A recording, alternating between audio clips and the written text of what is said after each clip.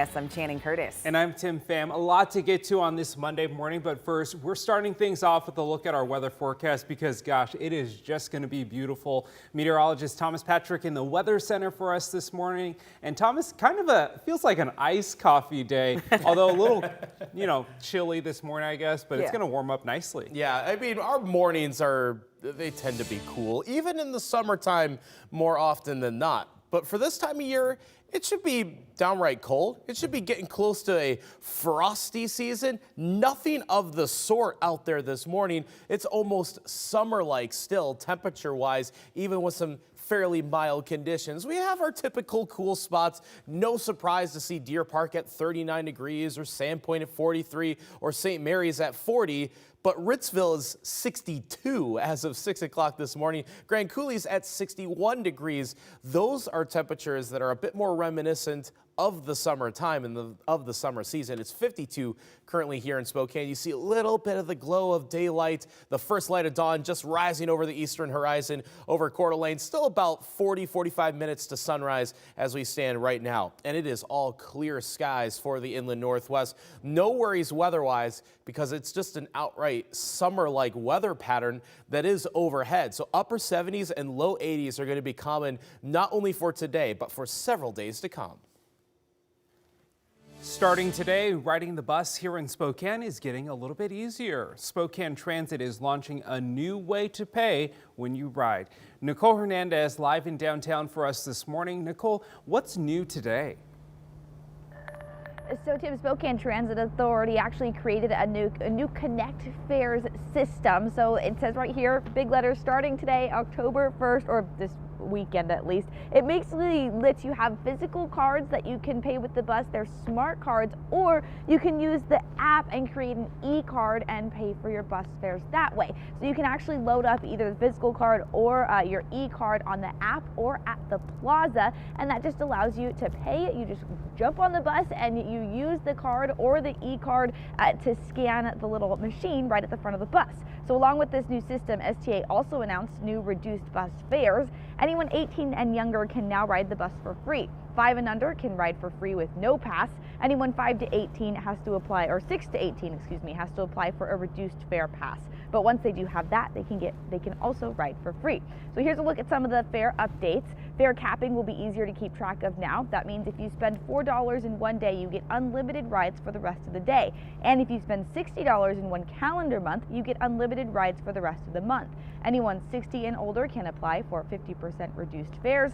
Active duty military and veterans can also ride for half off, and students can ride for a 20% discount. Now, if you're interested in applying for any of those reduced fare options, you can text the word bus to 509-448-2000. We'll send you a link with the application process. All you have to do is apply with a photo ID, a picture of the applicant, as well as proof that you fit into one of those categories.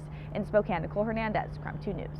Like Nicole said, kids under the age of 18 years old can now ride the bus for free. So this is part of the Move Ahead Washington program. It's the first big transportation package in more than 5 years. So here's what it contains. It puts $150 million toward a ultra high-speed rail. Another $50 million will go toward walking and biking infrastructure, and $2.4 billion will go so that even fish can travel by removing passage barriers. Part of the funding for the transportation package actually comes from increasing fees for enhanced driver's licenses and IDs.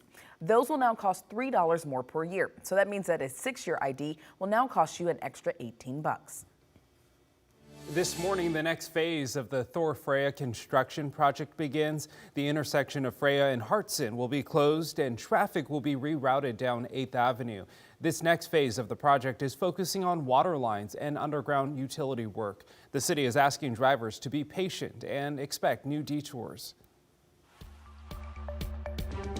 Well, a construction alert for you this morning. There will be nightly lane closures on Interstate 90 for the next few days. So starting today through Wednesday, the left 2 lanes of eastbound I-90 between the US 195 interchange and Hamilton Street will be closed from 7 p.m. until 5:30 a.m.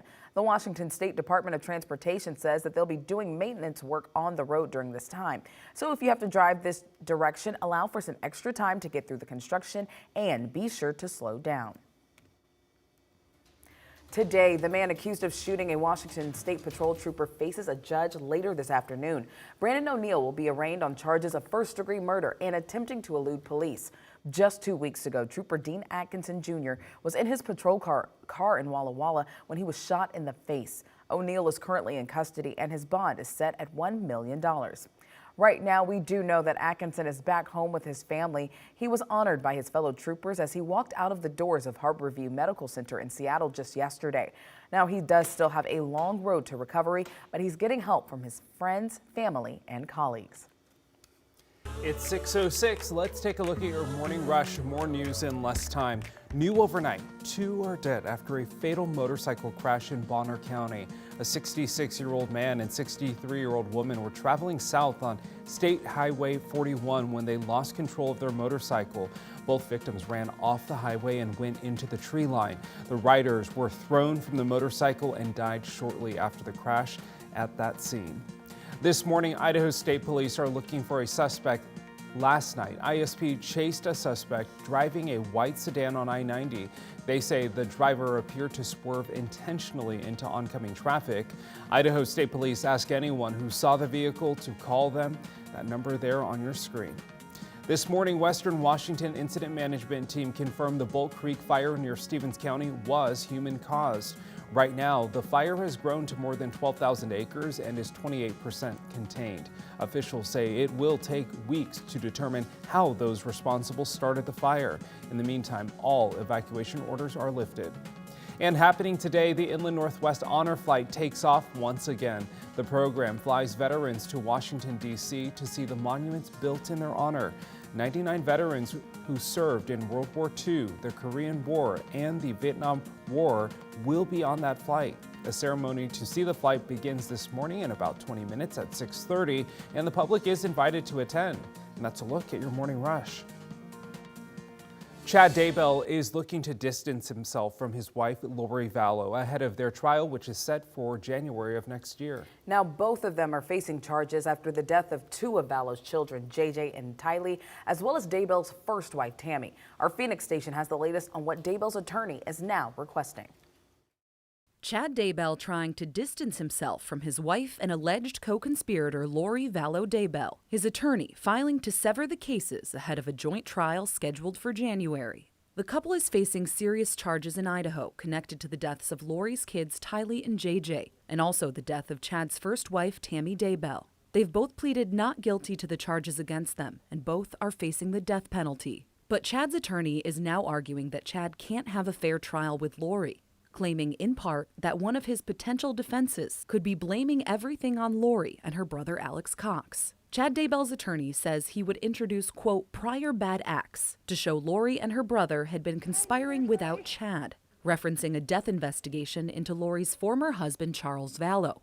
In that case, Chandler police said Lori's brother shot and killed Charles Vallow back in July 2019. Police determined Lori, her brother, and Chad plotted to kill Charles Vallow, but the county attorney's office only filed the charge against Lori in that case. Investigators also believe Alex Cox played a role in the deaths and disappearances of Tylee and JJ.